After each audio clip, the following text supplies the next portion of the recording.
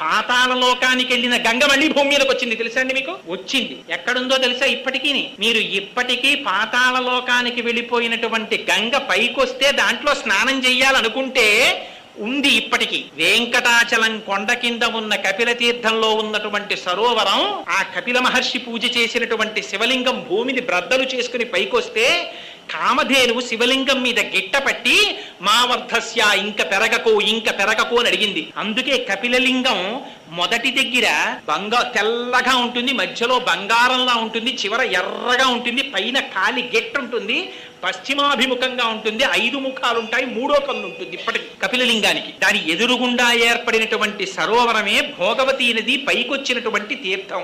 ఇప్పటికీ కార్తీక మాసంలో పౌర్ణమి రోజున మిట్ట మధ్యాహ్నం 12 గంటల వేళ 10 నిమిషాల పాటు ఈ బ్రహ్మాండములలో ఉన్న సమస్త తీర్థములు వచ్చి అక్కడ పుష్కరిణిలో చేరుతాయి. అక్కడ స్నానం చేసి